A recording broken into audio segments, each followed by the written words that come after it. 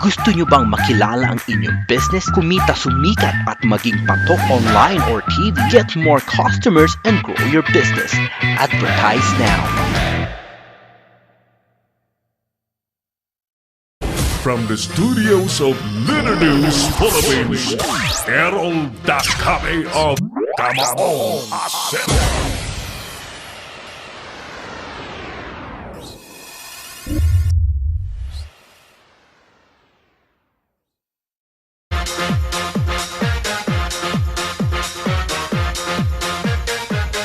Balik po tayo sa palatuntunang Kamaong Asero na napapanood po worldwide sa pamamagitan siyempre ng Leader News Philippines digital platform at nationwide sa pamamagitan ho ng Pinoy Extreme Channel Television.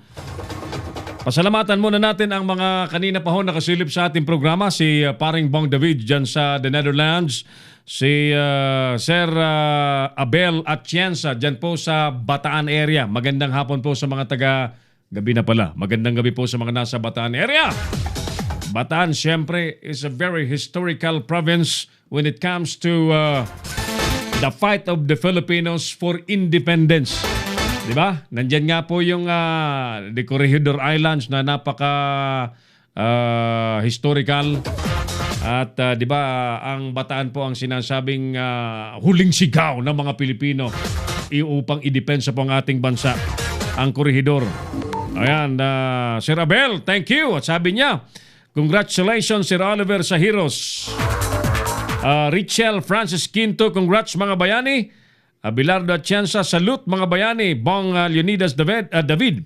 Hello paring idol, watching here. Thank you paring Bong David, ang ating Vice President for International Affairs ng Philippine Online Broadcasters Association, which happens to be ang inyo pong lingkod ang founder and president.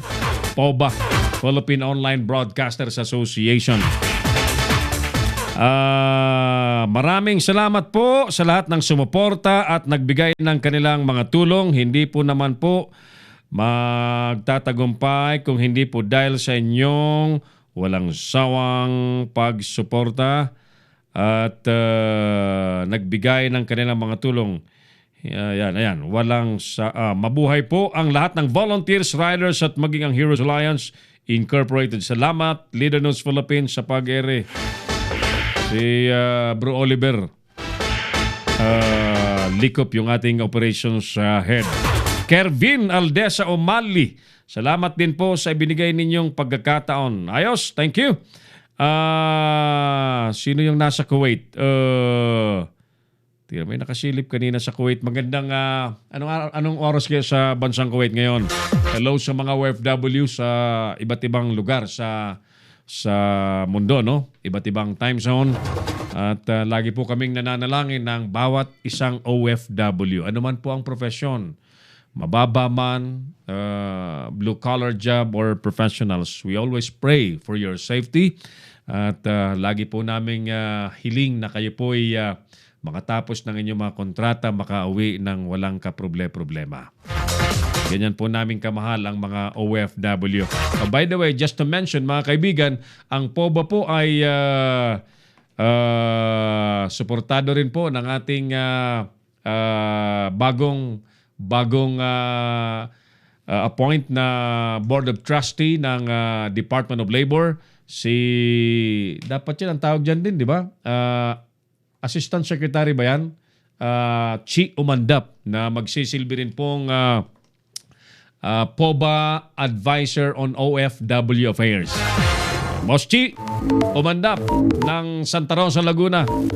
Tama ba ako? Taga Santa Rosa ba si Boss Chi? At sa mga nasa Malolos, Bulacan, kay paring Jojo David. Ayan. Humihingi ng patawad at paumanhin kanina pa. So, sige. At nanonood din daw yung kanyang misis na si Mitch Gonzales. Ayan. Magandang gabi po sa mga taga Malolos, Bulacan. Magandang gabi, Sir Errol. Konsulta na kami. Salamat po sa pagbati, sabi ni Kabel. Teka muna. Mga kaibigan, isa pang report ang ating panoorin, mga kaibigan.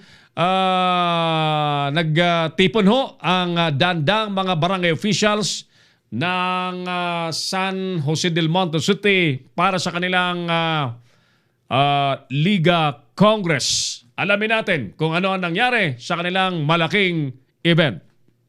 Daang-daang barangay officials ng San Jose del Monte City ang dumalo sa Liga ng mga Barangay Congress 2019 na isinagawa ngayong araw sa lungsod ng Baguio. Ayon kay Barangay Chairman Zosimo Lorenzo, ABC President, pakay ng pulong na mapag-ibayo pa nila ng todo ang paglilingkod at maitaas ang antas ng serbisyo sa mga mamamayan. Una po ay lalo pang patalasin at pataasin ang antas ng paglilingkod o leadership ng bawat isang namumuno sa bawat barangay dito po sa aming lungsod. Kasama po namin yung mga kagawad, yung mga lupon, pati po yung aming mga secretary at treasurer. Gayun din po yung aming mga SK sapagkat ang nais po namin ay one direction lang po kami sa lungsod ng city at San Jose del Monte. Ang naturang pagtitipon ay nagsilbing second round ng leadership training ng mga opisyal ng barangay at pinagtuunan din ang hangganan ng kanilang otoridad.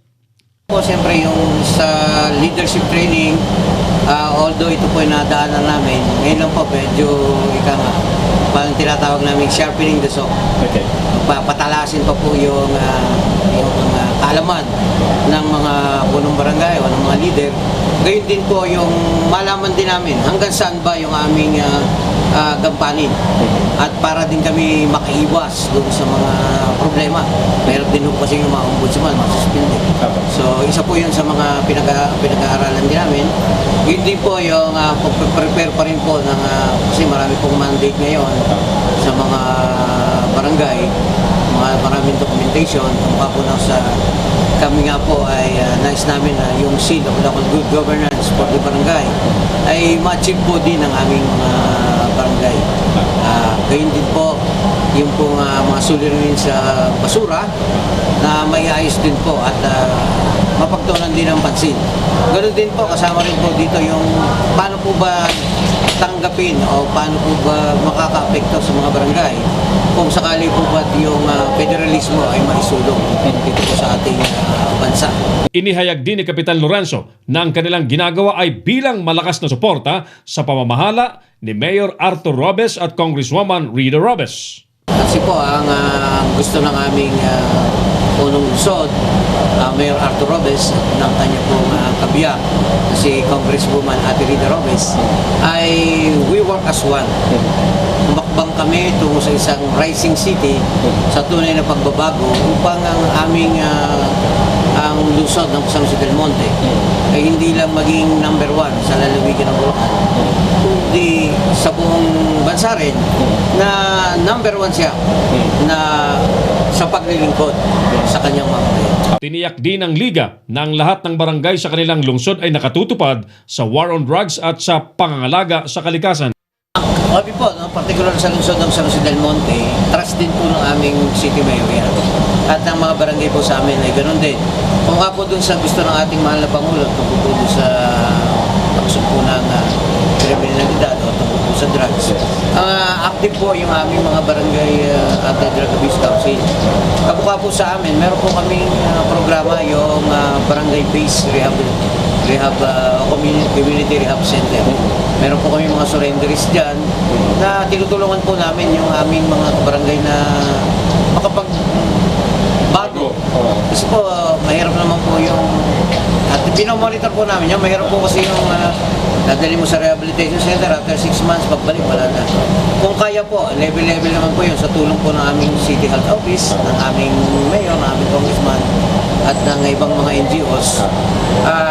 Meron po kaming programa doon, may livelihood kami sa kanila. Yung mga talagang makita namin na karapat-dapat, binibigyan po namin ng panghanap buhay. Yung iba po talaga na medyo kahit na sumurrender na sila, nalilisya pa rin, it's either po kung ano ang recommendation, pwedeng sa rehabilitation or kusang mas level ng aksyon o tulong para po na may ayos. Ano nga ba ang mga natutunan ng mahigit 600 barangay officials na dumalo sa Kongreso ng Liga? Ang natutunan mo namin, karamihan sa mga pinar at mga kagawad, yung tinatawag na good governance, na kung saan dapat panatiliin ng bawat isa ang tamang pamamalakad at transparency sa bawat ganun na rin yung tinatawag na patungkol sa basura na kung saan ay napakaraming dapat ayusin sa basura. Good governance relating to trabaho ng barangay governance, barangay po ng barangay, trabaho ng liga ng mga kagawad, ng kasalukuyan kagawad, at ganun din ang ng mga SK. Sa panig naman ng DILG, sadyang nais matiyak ng ahensya na natutupad ng lahat ng barangay ang mga panuntunan sa maayos na panunungkulan. Sa kasalukuyan po, yung una at higit na ina-advocate po ng aming departamento sa mga barangay ay yung paglulunsad po ng Seal of Good Local Governance sa barangay. So sa kaalaman po natin, sa mga nakalipas na taon, ang SGLG po ay ginaganap lamang para sa mga probinsya, syudad at munisipyo. So ngayon po, minarapat ng aming departamento, may baba na rin po ito sa level po ng mga barangay para rin po makita natin kung paano nila ina-advocate yung local governance, lalo na po doon sa mga mandato na pinapahan nila. So ano po yung SGLGB? So kamukha po nun sa city, may mga category o may mga parameters po na titingnan kung ito po ba ay nagagampanan ng maayos sa mga barangay. Kaya't ang payo niya sa mga naglilingkod sa barangay, Ako po ay bago lang din technically po sa San Jose del Monte. Na-assign po ako last May 17 lang po, kaya relatively kinikilala ko pa rin po sila. Pero ako natutuwa po ako doon sa dedication, doon po sa time na spend nila doon, na nakikinig sila doon sa mga lecture. Naniniwala po ako magandang simula yon. At ako nga po, gaya ng mga sinasabi ko doon sa mga namit na ng mga punong barangay, hindi po ako nangangako na anumang yung gagawin ko para mapagbuti lahat. Pero ang isisigurado ko lang po sa kanila, bukas po ang aming opisina sa city, at kung saan po kami makakatulong ay magsabi po sila, at rest assured po na ako, kasama po yung team ng DILG sa city, ay tutulungan po namin sila, lalo na po dito sa SGLGB sa barangay. We are targeting po na yung 59 barangays po ay makapasa, of course, doon sa sila. Siyempre, salamat din po doon sa aming city mayor at kay Ate Kong Rida, ang aming po kasing congresswoman ay asawa po ng aming city mayor. Kaya malaking tulong po yun na magkatandem sila para mas mapabilis at maibaba po yung serbisyo. ipinanawagan naman ni Kapitan Lorenzo sa mga tagalungsod ng San Jose del Monte ang pagtutulong-tulong ng lahat. Ito po ang aking may pararating sa ating mga mamamayan sa lungsod ng San Jose del Monte. Una po, ang lahat po ng gampanin ng isang public servant ay hindi po natin kayang gawin ng mag-isa lamang. Bagkus ay kailangan po ang iba yung partisipasyon ng bawat isang mamamayan. Kami po sa Liga ng mga Barangay, kasama po ang ating mahal na Mayor Arthur Robes, ay ninanais na ipakita at ibigay ang tunay na serbisyo sa mga mamamayan. Nais po natin na kilalanin ang lungsod ng San Jose del Monte bilang isang rising city. Yan ang ulat. Errol Dacame, Leader News Philippines. Si Errol Dacame, ang Kamaong Asero.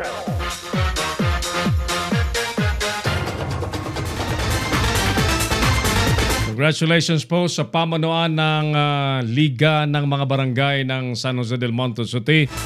Yung kanilang ABC President po ay si Kapitan Zosimo Lorenzo ng Barangay Minuyan 5 ng naturang lungsod. At syempre ay yung kanilang magaling na mayor, San Jose del Monte City Mayor Arthur Robes at Congresswoman Florida Rida Robes. Yung tandem po na mag-asawang yan ay mas nakapagpapakita po sila ng mabilis at very, very meaningful na serbisyo po sa mga kababayan po nila dyan sa San Jose del Monte City. Congratulations po sa patuloy pong umuunlad na lungsod na yan. Actually, lalo pong mabilis ang pagunlad ng lungsod ng San Jose del Monte dahil po sa construction po ng MRT. Di ba tuloy-tuloy ang construction po ng tren na yan papunta doon sa lugar na yan. And therefore, hindi na mapipigilan.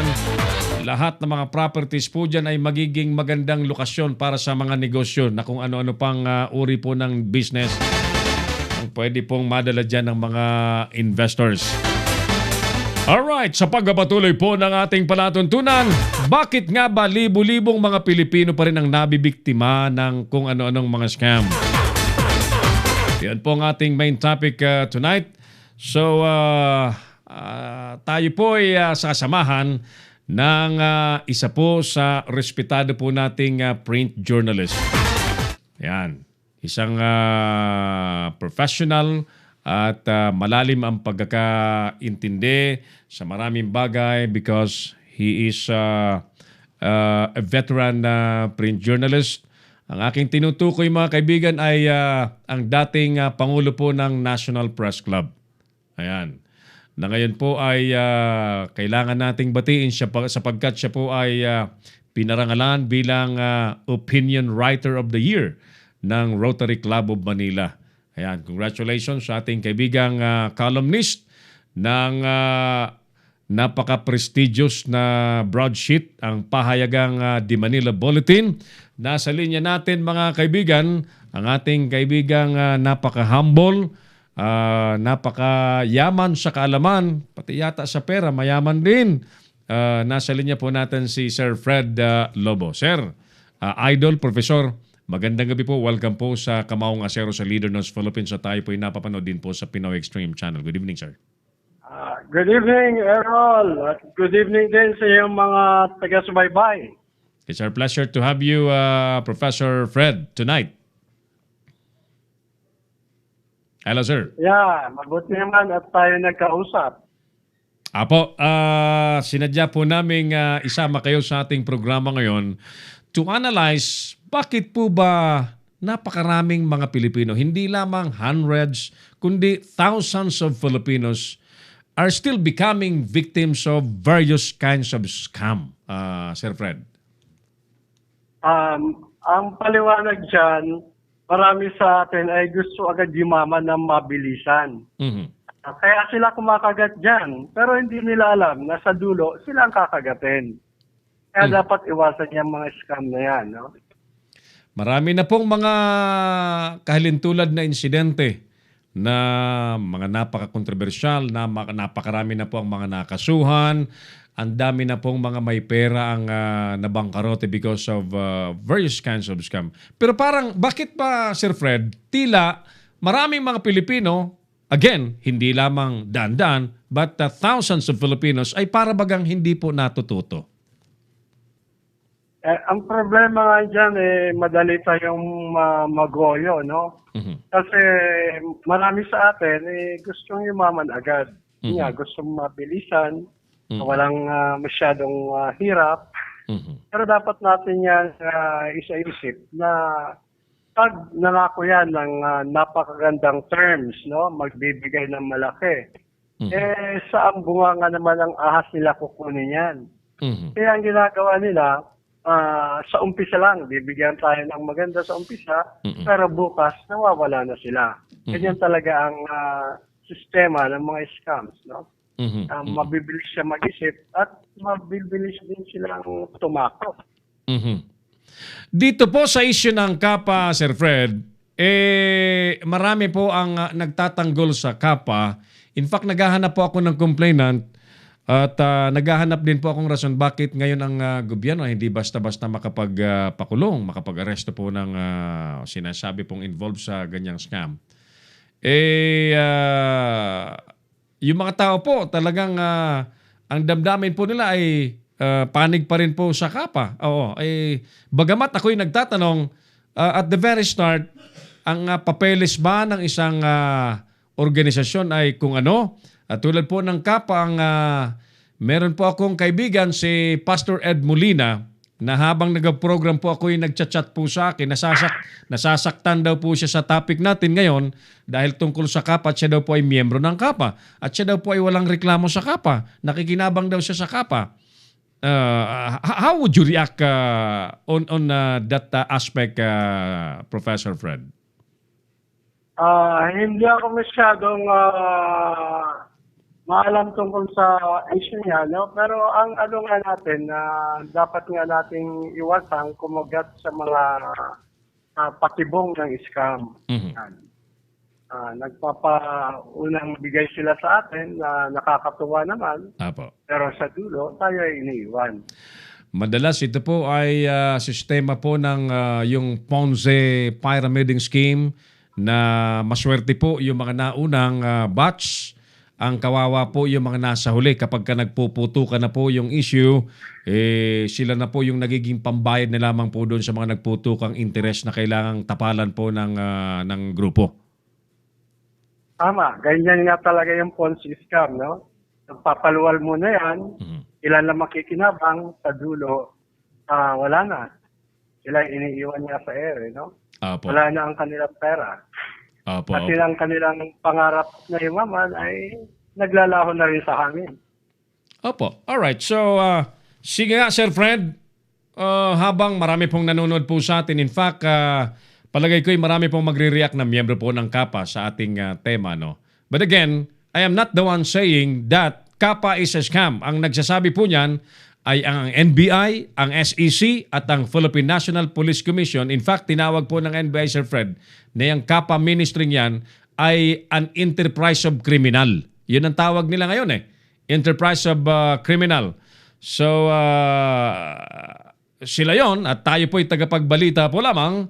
At kung may mga nais magsalitang taga-KAPA ay nais po nating mapakinggan dito sa ating program. But on the other side, Sir Fred, sige nga po, ano po ang may papayo nyo doon sa mga may pera na handang inegosyo, handang i-invest, but walang maliwanag na plano, kaya parang napupunta po sila doon sa mga matatamis na dila at mga nangangako ng malalaking return. Yun nga, kung yung iba sa atin na maswerte may pera, mabuti nang ilagay yan sa hanap buhay, no? Negosyo. Marangal na hanap buhay, maayos na negosyo, kung saan sila ay kikita ng galing sa kanilang talino at pagsisikap. Diba? Tama. At sana ay wag maghangad ng instant yaman para hindi ma-diskaril. Ayan. Tama yan, kasi kadalasan niya yung paghahangad ng instant yaman ay instant lugi din ang paruroonan niyan. Tama po. Alright, Sir Fred, we thank you for your time. By the way, ano nga po ang topic nyo sa inyong column sa Manila Bulletin ngayong araw? Sinulat ko yung tungkol nga sa PhilHealth scam, no? Wow. Maraming, malaki daw ang nawawala sa gobyerno, sabi ng Pangulong Duterte. Mhm. At ito naman ay binubulsa ng mga scammers, no? Mm-mm. Mga fake claims. Mm-mm. Kanina lang, kahapon, may nahuli na tungkol dyan. Mhm. Pinag-resign na yata yung board ng PhilHealth, Sir Fred, at tila merong ano ba yan, officer in charge in the meantime ayon po kay Secretary Duque. So, scam pa rin nasa gobyerno mismo, ha? Sabi nga ng Pangulo, kailangan daw may ano talaga dyan na magandang system. Pero may mga accounting system na dyan. Ang talagang problema dyan yung tao. Tama po, tama. Honesty. Honesty. No? Tama po. So, Honesty is hard to find. Ika nga, no? Ng isang awitin, ha? right. Kailangan ilagay ang mga taong honest. Kasi kung accounting system lang, pwede din nilang paikutan yan, eh. Tama po. In fact, even COA, even Ombudsman, ay yan po ay infected ng korupsyon. Yeah. Marami talaga sa gobyerno. Alam mo kung nasaan ang pera, naroon ang langgam. Tama po. Oh, Kung edi... may mga kapitan, marami din kupitan. Very well said. Sir Fred, araw-araw ang column mo sa Manila Bulletin. I'm inviting our viewers to patronize your newspaper and read your column. Daily ang column mo, Sir Fred, di po ba? Hindi mo lang ngayon at tayo busy sa pagtuturo, no? Madalas pero hindi araw-araw dahil busy tayo sa pagtuturo. Lumalabas naman yan, maganda na rin basahin kasi nabibigay ng dagdag na kaalaman. Apo. O kaya paminsan-minsan, matatawa ka rin. Very good. Well, teaching is a very noble profession, Sir Fred. At ako nga po, kung may extra time nga lamang, gusto ko rin magturo. Pero di bali na at marami namang pamamaraan na kahit wala tayo sa loob ng academic school ay makakapagturo pa rin tayo. Sir Fred, by the way, again, congratulations for being an awardee of the Rotary Club of Manila as the Opinion Writer of the Year. Okay, thank you. More power to you at sa ating mga kapatid. Mabuhay kayo. Salamat po mga kaibigan, si Sir Fred Lobo, dating National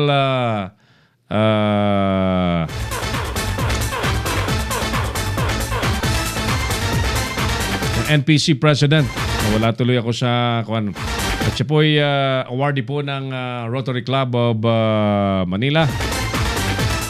National Press Club. O yan. National Press Club. Dati po siyang pangulo dyan at siya po ay concurrent na columnist ng The Manila Bulletin. Pag Sunday, yan talagang binibili ko. Yung Manila Bulletin na yan. Gahanap ako ng negosyo. Manila Bulletin talaga. Alright, tuloy tayo. Bakit libo-libong mga Pilipino ang nabibiktima pa rin po ng kung ano ng scam? Mga kaibigan, ginawa po nating main topic itong issue ito sapagkat nag-issue na po ng 24 warrant of arrest ang korte na isinerve na po ng NBI, isinerve po ng SEC at ng Philippine National Police.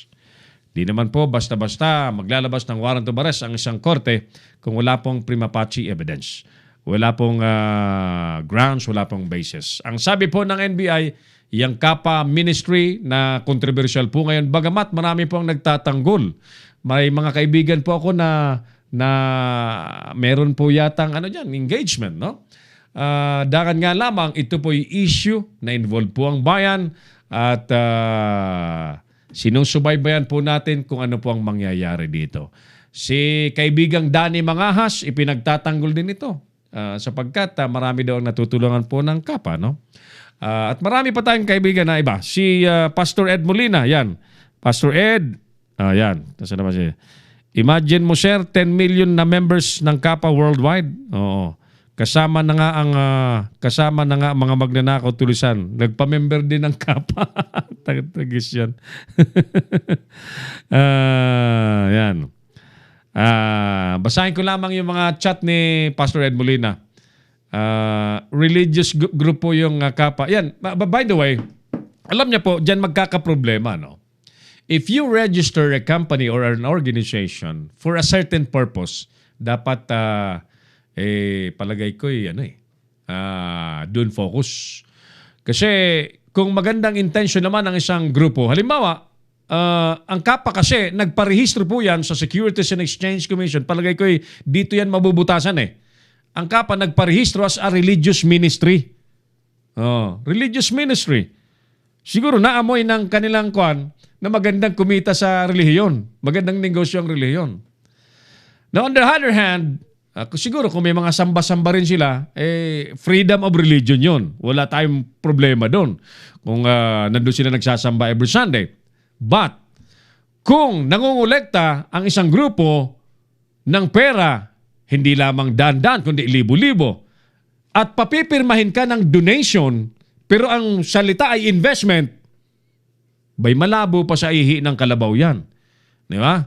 May papel na donation, pero pinangangakuan ka as investment at ang laki ng return. Paano pag nagkatakbuhan wala kang kahabol-habol sapagkat ang pinirmahan ninyong papeles ay donation. Imagine niyo, parang ang minimum investment is 30,000. Pero papipirmahin ka that you donated 30,000. Meron tayong complainant dito, Klo, last year pa, humihiling ng tulong paano na niya mababawi yung kanyang pera. OFW, umiiyak. Yun lang ang kaya niyang naipong-ipong pera nila. Parang 100,000 yata eh. Wala naman doon siya nakukuha. Hindi ko alam kung bakit ganun yung istorya niya. Sabi ko, ano ba mga pinirmahan mo? Sabi niya, donation. Naintindihan mo ba kako ang pinirmahan mong papeles na may nakalagay na donation? Ano man bagay, na ibinigay mo as donation, mga kaibigan, wala ka ng habol dahil donation ibinigay mo ng kusa. Ayan, binigay mo ng kusa. Pero iba, mga kaibigan, pag ang usapan pa ay investment. Iba po pag ang usapan pa ay investment. Pagka ang isang grupo ho ay engaged sa investment enterprise, of course, at the very start, dapat po yan ay maayos ang papeles. Ayan. Kaya alam niyo po, dito sa Leader ng Philippines, kami po ay dahil nag-i-expand. We see to it ng ating papeles po ay malinis na malinis, wala pong minamadali, wala pong sinushortcut, at wala pong iniikutan. We comply with whatever the laws are being asked to the applicants. Tayo po ay patuloy na nagkukumplay po sa requirements ng Securities and Exchange Commission as a multimedia corporation. Abangan po ninyo sapagkat napakalapit ng lumipad ang Leader Broadcasting Network International Corporation.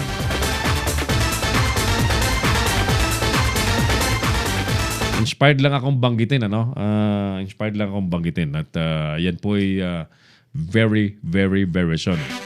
So bakit libo-libong mga Pilipino pa rin po ang mga nabibiktima ng scam, mga kaibigan? Well, just as what Sir Fred Lobo said, it is because of the sabihin na nating kagustuhan pong kumita ng malaki at ng mabilisan.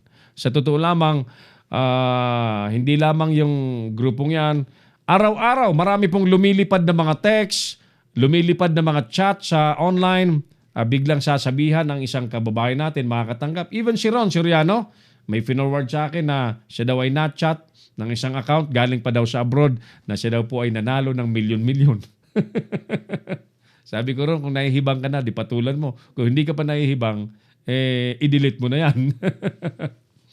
So, may mga nabibiktima pa rin at hindi lang isa, dalawa, 100. Marami pa rin po ang mga nabibiktima. Because of our want. Di ba? Aminin man siya hindi, ay ang inaatake po ng mga scammers ay ang greediness ng tao. Yung kaswapangan ng tao, yan po ang inaatake. Yan. Sa Ponzi pyramiding scheme, mga kaibigan, maswerte ang mga unang batch. Yung mga naunang grupo. Kawawa ang mga huling recruit sapagkat sila po ang magsisilbing pambayad doon po sa mga nag-matured na accounts na mga naunang nag-invest. Ang masasabi lamang po ng Kamaong Asero sa Leader ng Philippines, una sa lahat, mas maiging maghanap buhay po tayo ng patas, mas maiging magnegosyo po tayo ng tuwid, at huwag tayong maghagad ng limpak-limpak kaagad sa pamamagitan po ng mga very, very risky investment na baka bukas makalawa ay iiyakan din po natin sapagkat natangay na po ang inyo pong mga pinaghirapang pera.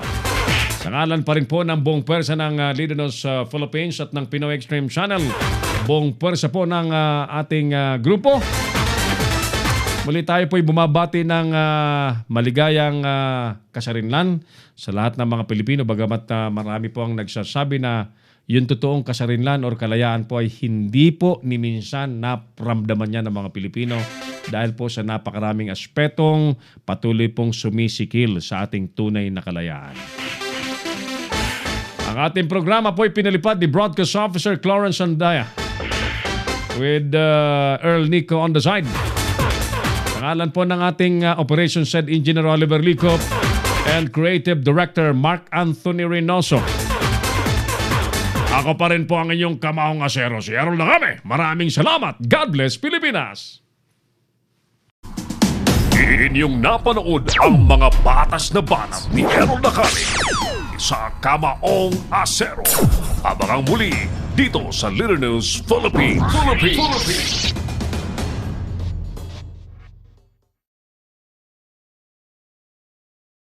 Bring your business over a million TV or online. Reach your target customers anytime, anywhere. Your brand on TV or on the web. Get more customers and grow your business. Advertise now.